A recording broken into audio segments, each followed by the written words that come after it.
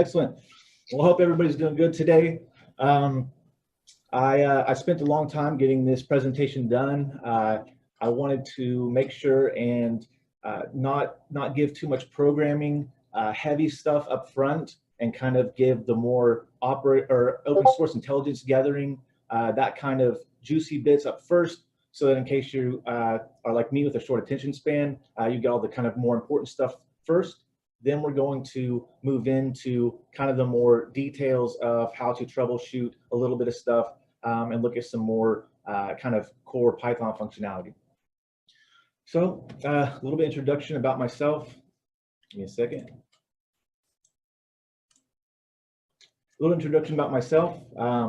I'm Jeff, of course. I'm a web app pen tester, and I play a major role in forensic investigations here at Alias.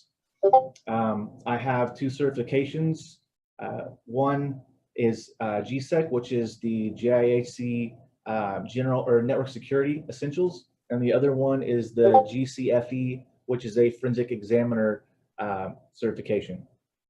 Those were pretty difficult to get, but I've used them quite often in my job role. I have 14 years of cumulative experience in information technology. I basically got started at Dell when I was about 21 years old in break fix, and I learned a lot about user behavior, and got my start in programming doing some PHP MySQL there. So I've been in the industry for a minute, and professionally I just started working for Alias about a year ago. So it's going to be, yeah, we're coming up on a year. So it's a great team of people. They're very skilled, very talented. And so I'm also about to be a dad to a baby boy named Callum. It's going to be an interesting experience being a new father, but hopefully we get along and I can teach him a little bit of hacking. All right, so a little bit about us. Alias, we do cybersecurity assessments, penetration testing, social engineering, security awareness training, incident response, and digital forensics.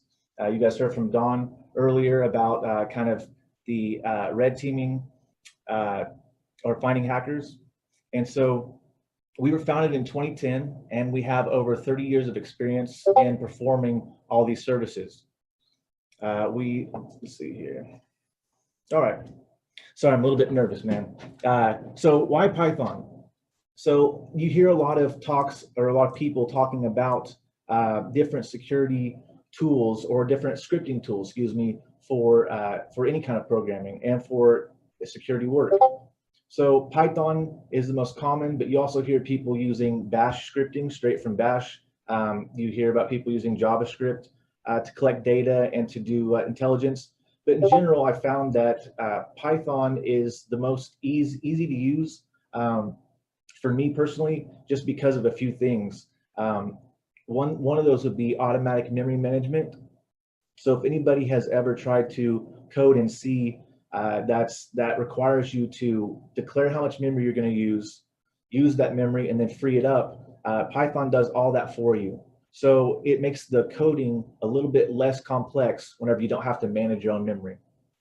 Another good feature about Python is that it's dynamically typed.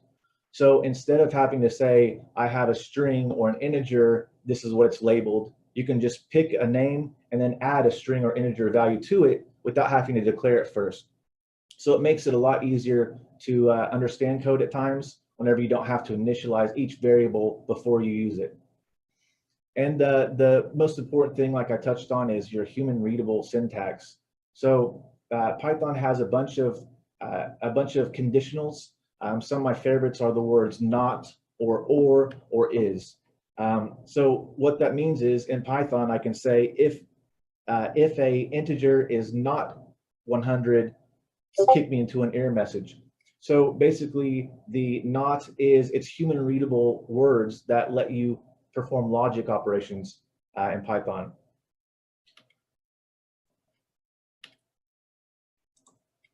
Okay, so interactive mode. Python allows you, so since it's scripting, Python allows you to open up this interpreter, and it starts you in interactive mode. And what that does is it lets you test out different code. So essentially, you can import a library, you can send a command, and you can live look at the responses and look at variables and what data they hold, without having to save that script and then compile it or run it through Python. So it's actually a interactive live console. It's much like Node.js, if you've ever used that for a console. So in this image right here, we start by importing requests. In this example, we basically make a simple GET request to our website, alias infosec, and then we want to figure out the status code. So we are able to do that, like I said, live inside of here, as well as search for strings inside of the HTML response. So we're looking for the word cybersecurity in the response from the GET request to alias infosec. And of course, it is in there. We can also look at the response headers. So what content type was set by the user. So we have all of these parameters that we can A, access, and B, do it live without having to, worry about code management as much. All right. So the title of my speech is Async Intelligence Gathering with Python. And so the reason why I wanted to include that caveat is because of the crazy speed advantages that asynchronous programming provides a person. So in a typical synchronous client-server interaction, you'll have the client make a request, the server receives and starts processing the request, but the client waits for the server to respond before it proceeds with giving another request or a follow-up request. You'll see this kind of stuff in Nmap, where Nmap will basically scan for a host, depending on how you've had it configured, but a standard configuration or scan will scan one host at a time sequentially. So asynchronous, what that does is it basically allows us to execute many requests without waiting for the server response before doing so or before moving forward. So on this graphic right here, I don't know how good it is to, or how easy it is to see, but on this graphic right here, you can see kind of the flow or control flow that you would have. Let's see here, I'm gonna get a laser pointer for you guys. So you see the kind of control flow, whereas you can make the request and the client can continue working even though the server hasn't responded. So a good example of asynchronous versus synchronous in a practical use case is if you're doing a scan and one of the ports is hanging, then the program can't move on to scan the other ports. It's waiting for the response from that port. But if you have asynchronous scanning, then the server, even though it can't wait for that or doesn't have a response from that port, it continues with its port scan.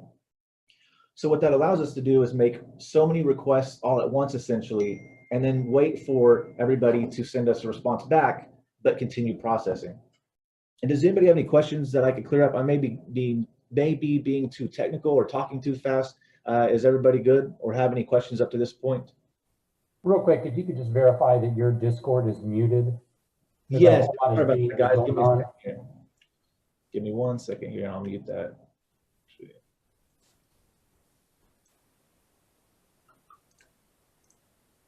All right, there we go. All right, so yes, so asynchronous versus synchronous has major speed advantages. So let's look at two tools that are commonly used in our line of work, and let's kind of do a comparison on them. So Nmap is a great tool for doing port scanning. So is MassScan, but like I said, Nmap does it synchronously.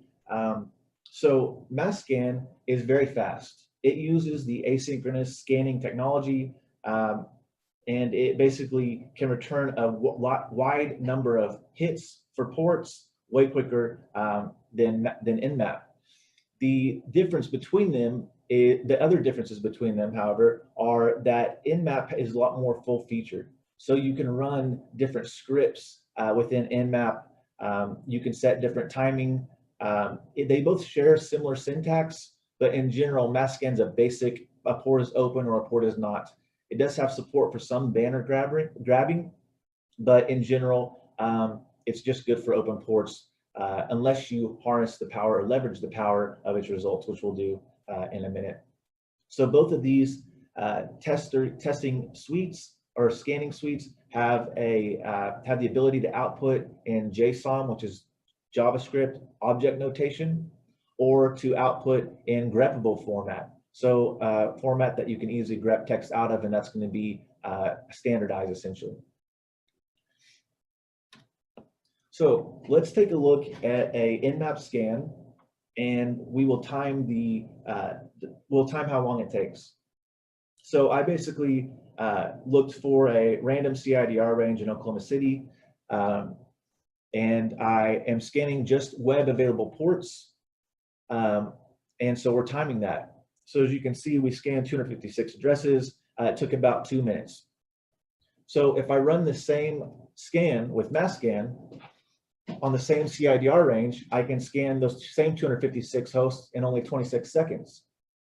So the difference in those two is that mass scan is 128% faster, and this is just with a single CIDR range.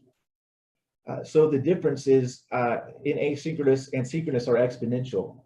So even though it was just 128% faster on that particular CIDR range, the wider or the wider your range is, and the more hosts you scan, the more speed you can have, or the more speed advantages you can utilize within mass scan. So here's some packages that with Python are very useful, especially in the web scraping or intelligence gathering realm.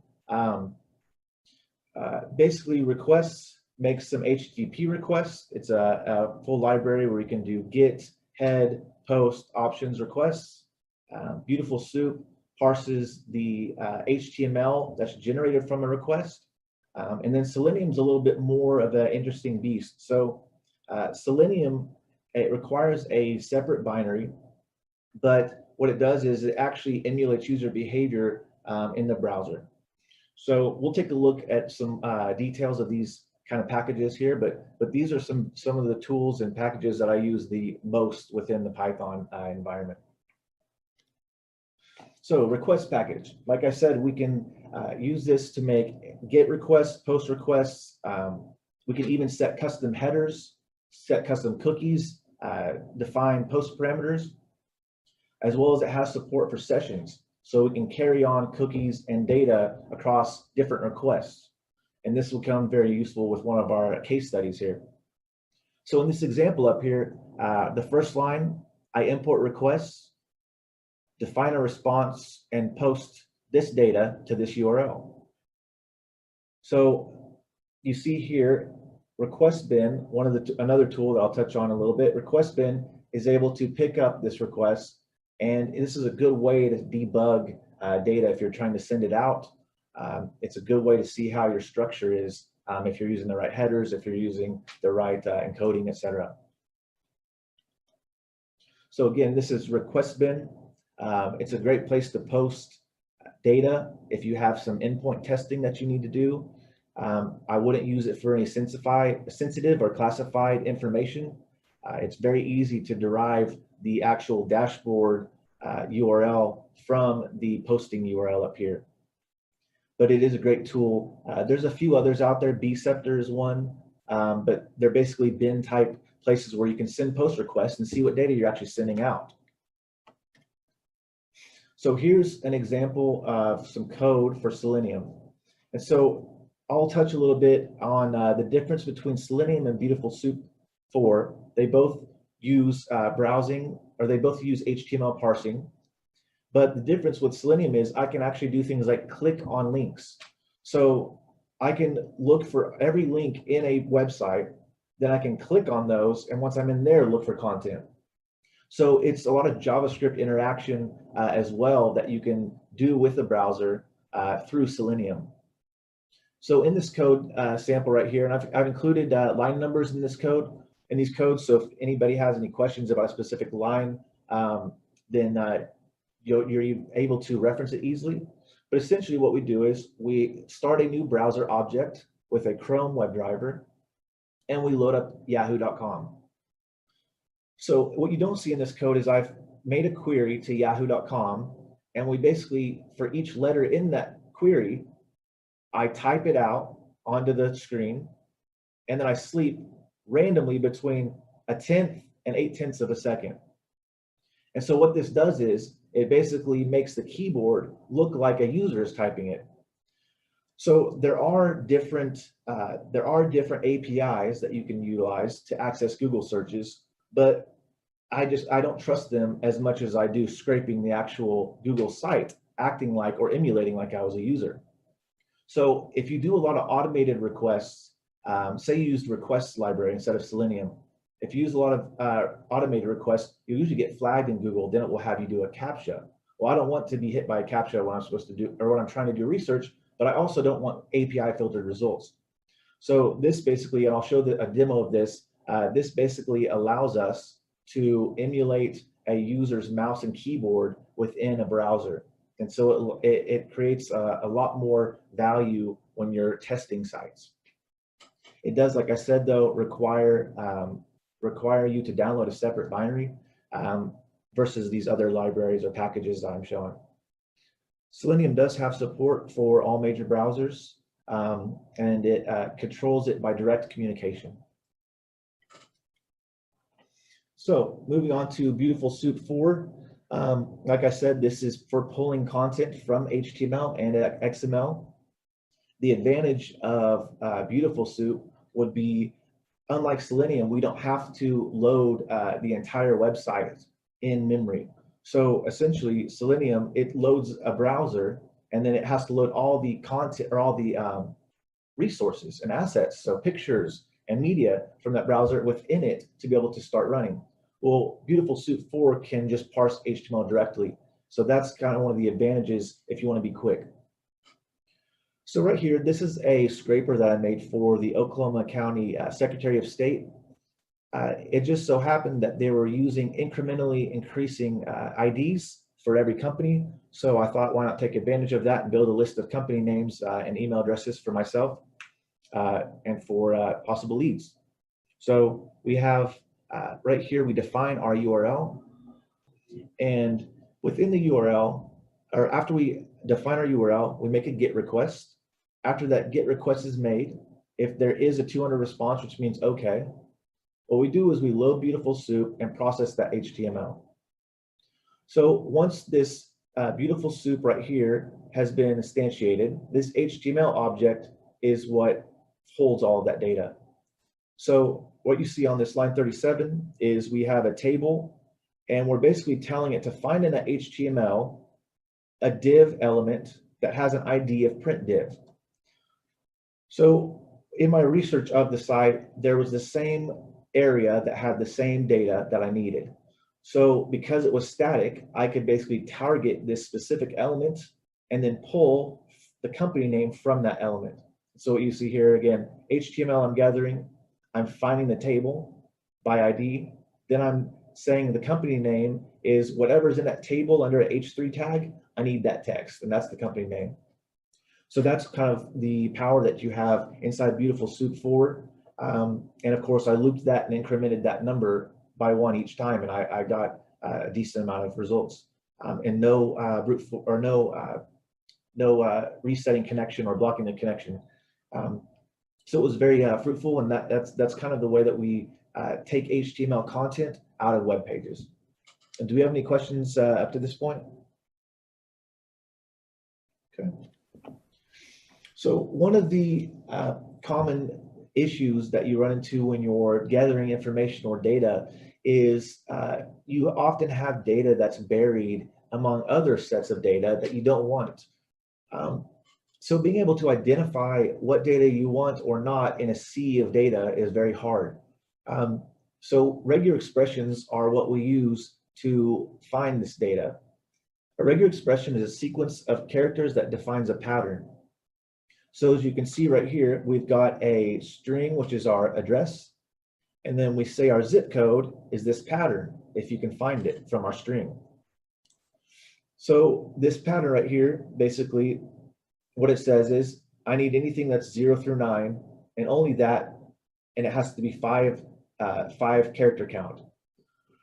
So what you can see right here from the regular expression was that we pulled the zip code from a full address. Digging even deeper into kind of more our realm, here's if we have an HTML comment. So some people put on their websites, some developers, I have been a developer before and still am, some developers include comments on their source code, which you never should. Why would you? But they do. So in the event that we were parsing thousands of web pages, I would maybe want to look for things like hashes, or maybe encoded passwords or hash passwords, sorry. So I can down here define, again, a pattern. It has to be 0 through 9, uppercase letters A through F, and a minimum of 16 digits. And you see down here, we can pull that hex code from HTML where it's buried. A great tool to use for testing out regular expressions is Pythex. And Pythex will let you type in your regular expression up at top.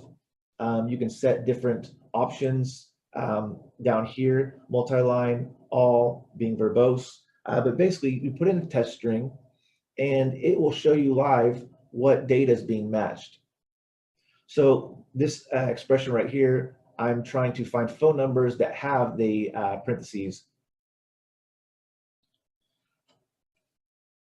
So this is very helpful. Like I said, pasting in a whole entire page of HTML. If you just want to find something in a single element in the HTML, this testing a regular expression before you have to use it in code or use it in an interpreter is it pays off, and it's very useful. So let's talk about a case study about how can we get data. So we've got or intelligence. So we've got we have resources as engineers like DNS Dumpster, Qualys, Shodan. There's tons of resources out there, but I hate paying for a lot of them. Or I hate having to swim through a bunch of data just to find the actual piece that I need. So what we're going to do is we're going to take a look at how we can get just the IP addresses out of DNS Dumpster, and from that we'll look at how to use those tools to facilitate that process. And I have a few more tools to show you after that. So you can see DNS Dumpster, it returns a list of hosts, which is our domain name, of course, IP addresses, and your who owns that block. Well, if you've used this before, you know that it limits it, which is okay. But we're going to create a query or a Python script, excuse me, that's going to use beautiful soup requests, etc., to pull out this data. So the first step, if we have a intelligence asset, we'll call it, and we want to pull data from it, the first thing that we want to do is open up the HTML. So what I did was I right-clicked on one of the IP addresses and hit inspect element. What that does is allows you to open up this inspector mode and look at HTML. It also lets you search within this HTML, so it can be very useful.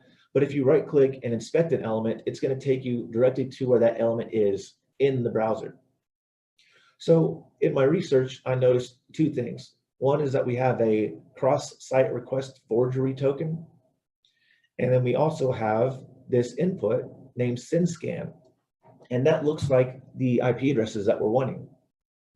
So up here, we have a row, and we have row data, or row cells. And basically, we have multiple rows that have these IP addresses. So knowing that SynScan in my previous research is attached to nothing else but the inputs that have these IP addresses, how can we get that out? So now we've identified a website that we have data that we want. We've inspected the source, and we've identified kind of a unique way to identify the data we want, but we still don't have a way to actually extract it. So here is a script that does just that. And so this code, after my talk, I'm going to be putting a lot of this code on my GitHub so that everybody can see, and we can, my GitHub is on the intro slide, but I can put it in the Discord as well. So up at the top, we start by creating a session. And then from that session, once it's established, we request the dnsdumpster.com URL. We use Beautiful Soup to then find that CSRF middleware token. So basically what I've done is this first URL is like first hitting the browser. So when you first hit the browser is when that middleware token is generated. So we want to make a plain request to the root HTML page to get that token. Then we want to take that token and carry it through the session. But what we also want to do is supply a IP address. So, excuse me, starting from top, we start a session, we use Beautiful Soup to find the middleware token. Then we take that middleware token and attach it to the target IP. The next thing we do is create a second post request and we post that data.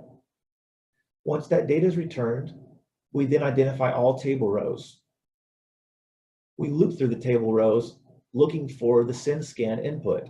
So in Beautiful Soup right here, you see the syntax, it's fairly easy or fairly clear. So if we want to find an element that's an input with the name of middleware token, that's the syntax.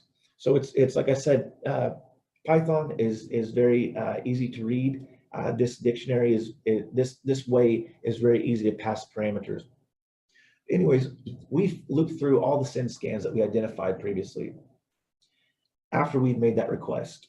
If we do have a input that has send scan in it, we append that to a list.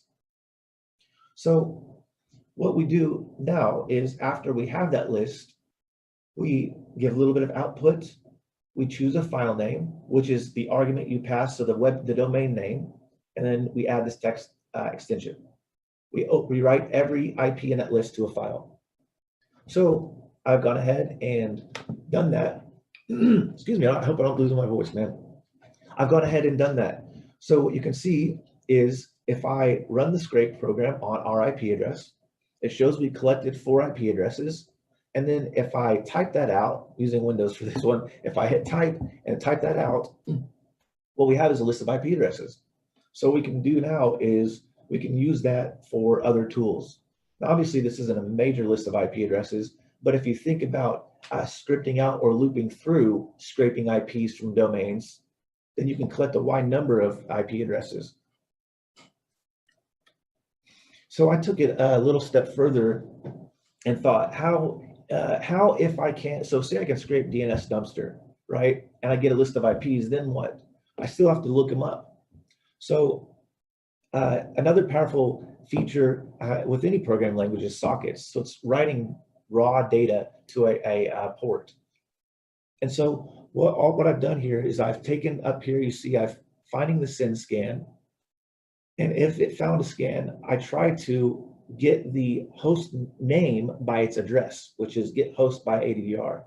And I pass it in the value of send scan. If there's an exception, I set it to false. But I basically append this to my list. And so again, since the list is written to CSV, or not CSV, excuse me, it's written to a flat text file, I can type that out. And what you see here is we've actually identified host names now and IPs from just a single domain name. So I'm sure there's other tools that can do this, and I know there are, but the whole idea behind using Python for this is the ability to chain these things together so easy. So you know, in one of my other slides, I'll show how we chain Python to other programs. But essentially, I can take a list of IPs, run a socket on them, or I can pass it on to something like Dirbuster, or pass it on to something like Nikto, or I can even filter out things like NS or mail from the host name, so I don't get any assets that I'm not really interested in. Do we have any questions up to this point? Okay, so here's a demonstration of, speaking of automating tools and using Python. We know that mass-scan is fast, right? But if mass-scan is fast and it's async, and we write Python that's synchronous, it's going to be limited and there's going to be that bottleneck. So what I did was I realized that in a lot of our research, it takes a lot of intelligence, a lot of upfront intelligence work. So if I have a wide amount of IP addresses, or excuse me, hosts that I want to check, I want to just see what's the HTML content, or I want to see maybe what the title tag is, and that's all I want to see. I want to see it quick so I can know if I need to investigate further. So the problem I was running into was the scans of synchronous scans were slow. So I went async, but even after going async, it still takes manual entry or it takes some further investigation. So this tool, I'll show you some of the code behind it, but basically what it does, it takes a pre-made IP list or a CIDR range as you've seen up here. And it basically loops through, it runs mass scan, and it converts mass scan to greppable output. Once that output is produced, Python picks it up, and then it starts making asynchronous HTTP requests to all the websites, and then pulling the first 256 characters from the HTML body. And so I'm going to demo this really quick. I hope that the video works on over compression, but let's go. So here you can see I've got mass scan firing off. It's very quick. So I don't know why it has this little delay. It's built in, but I'm sure we can turn it off somehow. So essentially, everything that matched port 80 within that range, what you see is I'm getting the little bits of HTML that are the first 256 characters. And so at the bottom, you see 64 hits from 256 hosts in 20 seconds. So we were able to scan a 256 host CIDR range and in 20 seconds get a preview of all the HTML. Now, when I showed one of our other engineers, Andrew Lemon, this, he said, "Bro, Eyewitness is that." And so it was, I looked at Eyewitness, and Eyewitness does have some functionality, but Eyewitness, it would require some modification, and it is very comparable. But like I said, we can chain into other things. And so while it is good, I like to make it myself if I can. So this CIDR range, by the way, was Google's CIDR range. So these are all pretty much similar because they're just load balanced Google's. So here's another demonstration. This is kind of one of the tools that I like the most. Like I said, it emulates user behavior in the browser. So it was created to find websites containing a specific term. And the long-term goal would be historical. So if I can find the top 10 sites on Google for a certain term, and I can do that continually and alert me, say if after 10 days there's an anomaly, then that may provide some, excuse me, that may provide a little bit of information that I can have for further investigation. So there's multiple things that you can do by just searching through sites and doing it automated. So essentially what I do is I start Chrome Driver. We find that search field in Google. I go inside of it, and then I start typing like a user would. But really what you see is you see cybersecurity being typed out, and you'll see the random delays. And it's pretty slick, I think, but you'll see the random delays. And so what it does then is after it searches, it hits next. So I predefine a number of pages, like I only want you to search 5 pages or 10 or whatever, or unlimited. But I say after 5 pages, look through each URL. Then what it does is it takes those URLs and it passes it to requests. After it passes the URLs to requests, it does a regular expression looking for the text or term that we've supplied it. So after all of that, after all that's done, it basically gives us an output of every URL that had that text inside of it, and then also gives us a little preview of that text. The reason it gives you a preview is because Beautiful Soup is finding the text within elements of HTML. So say there was a paragraph block that said, "My name is Jeff, and I got attacked by ransomware." It would find that whole text instead of just the word ransomware. So just kind of that side effect of searching through Beautiful Soup 4 gives us a preview. So anyways, I've talked enough about it. Let me go and show you what it looks like.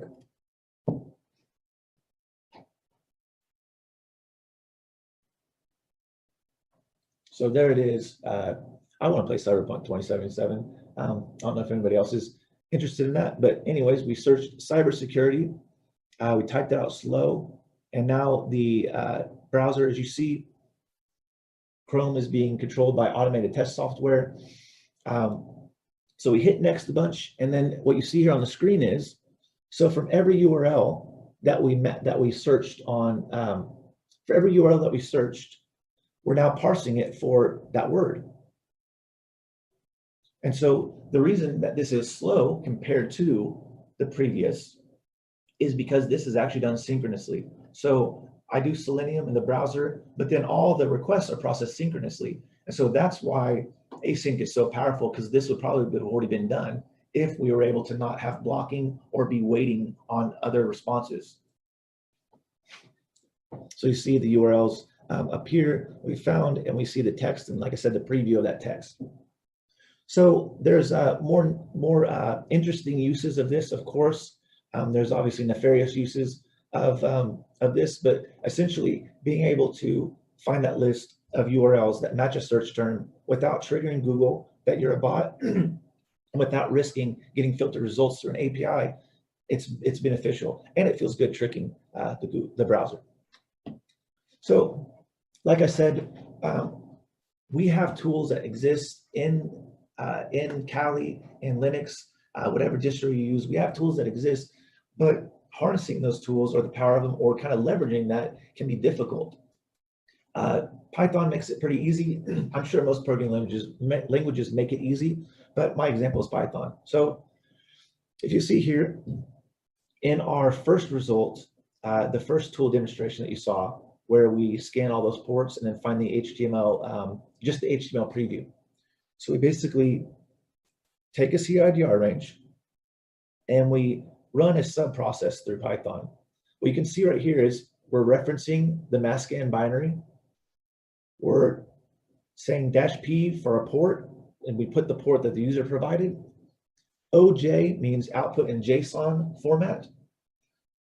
The dash means to standard out, and then we got a CIDR range. So basically, this is running a mass scan, and it pipes the standard out and standard error to this variable. Next thing we do is we look for the results, and we parse that whole JSON string and loop through it. When we loop through it, we're basically appending HTTP to it with the URL, with the port that the user specified. So that's essentially a way that we can take mass scan, which is asynchronous, and then code that's asynchronous and chain them together so that we don't have a bottleneck. And so that's why that first tool that I demonstrated is so quick, because it literally does not wait before it sends another request. Do we have any questions or feedback up to this point? Sure.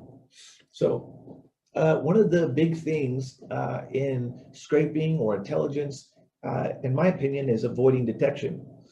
First is having quality data to scrape or gather, but avoiding detection. So in a lot of circumstances, activity that's repetitive is going to be blocked by a firewall IPS system.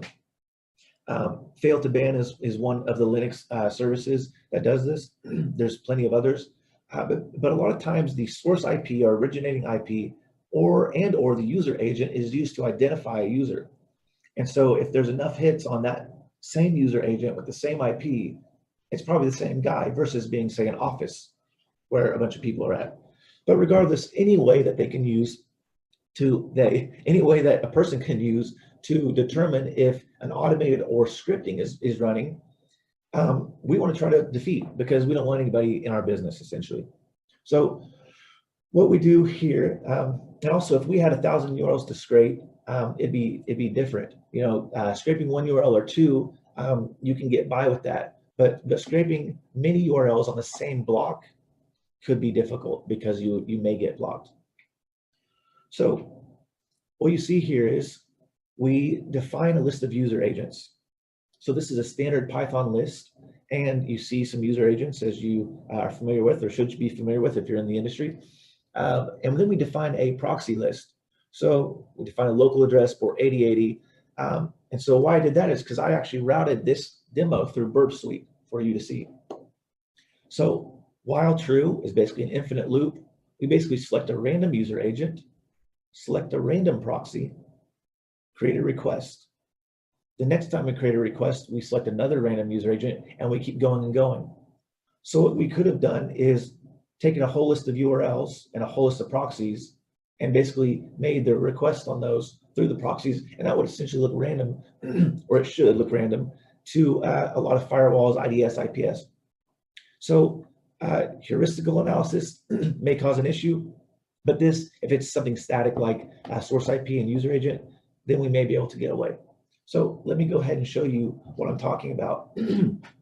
So I ran this. Here we go. So you'll see in this demo, I have Burp Suite loaded. And if you haven't used or are familiar with Burp Suite and you're in web or even in IT, it's something interesting to see how traffic is shaped and how traffic moves through your network, especially HTTP, excuse me, traffic especially. So we've started a Burp Suite proxy on port 8080, and in our, just like our example page, what we have is, or not example, but our example previously, what we'll do is we'll make random requests, but we'll try to switch up the proxy or the user agent. I'm not switching the proxy because I only have one. So let's go ahead and run that code. So I'm spitting out which proxy I selected, the user agent selected, and the URL that I'm trying to access. So I killed the code. That's why you saw the error. And what you see here is you'll see me stepping through Burp Suite. And if you'll notice the user agent, so let me get my pointer here.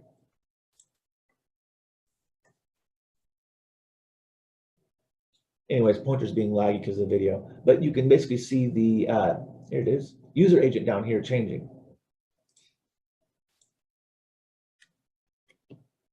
So that's kind of the intelligence gathering, that kind of section of it, portion of it. Like I said, I wanted to give those juicy bits up first, but these are the kind of nuts and bolts of the work. So let's go ahead and talk about storing data and kind of debugging a little bit in virtual environments. I won't get too much in the weeds for you guys. I hope I haven't already, but if I have, I apologize in advance. So storage modules. Everybody's heard of CSV. Most people have heard of SQL. So CSV, anybody can open that in Excel.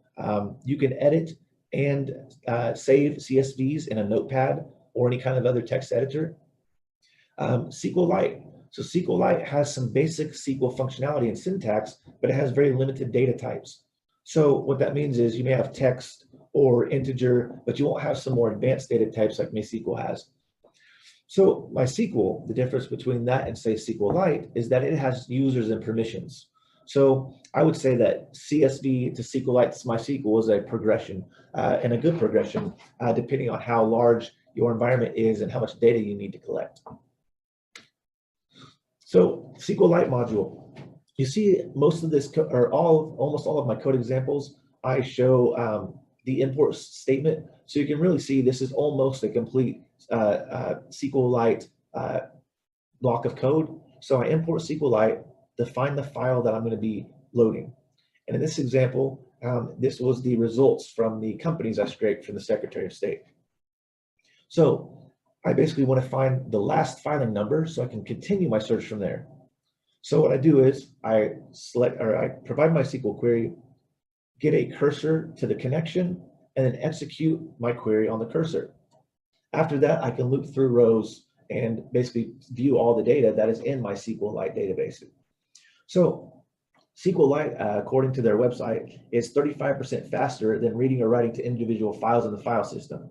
So if you did have CSV and you're using it and your application was writing many times at once, then it probably would be applicable to use SQLite instead of creating new files or to be accessing the file system. And the application file is portable across all systems. So what that means is you can send a SQLite file to your friend, they can open it up with a SQLite browser, whereas you can't do that with MySQL, but you can with CSV. So it really depends on what your use case is as why you pick one or the other. So here's a good CSV example. I start by importing the CSV module and request and beautiful soup. Why not use them all? So I define a list of URLs, predefined list. Some sites I frequent often, I guess, GitHub and Hacker News, but we've got our website in there as well. So I basically make a blank results list and I loop through the URLs, requesting each one at a time. So then if the status code is 200, I find the title and I append it to my results, what you see up here, list. Another thing I want to touch on real quick is template tags in Python. So this F right here that you see before a string, that allows me to place any variable directly inside of a string without having to concatenate. It's very, very, I've fallen in love with them so far on in Python. So digging further into the code a little bit, we basically open up a CSV file with write permissions. And we define that we want to use non-numeric quotes, which is essentially just quotes. Then we write the row, title, and URL. So this gets our first row written, but then we loop through our results and write the subsequent rows. What you see here is the output. So we said we want the title, or the headers should be title, URL. And so we have then the title of our site, and we have our URL. The title of GitHub, UTF-8 was probably something going on right there, but that's okay. And then we've got Hacker News, of course, the title and the URL. CSV is very decent in storing data quick. So when all these Python packages that I'm talking about, they can get kind of tricky to manage. So Kali has a bunch of different tools and scripts that rely on different Python library versions. So creating a virtual container for the different libraries is essential if you don't want to break your system or mess up, or if you want to kind of isolate code. So up at the top, it's a simple curl. If you already have Python installed, that's good. If you don't, python.org will get you there. So we make a simple curl request to this Python file, we output it. Never directly run bash on a file you download, but if you do, it's your skin.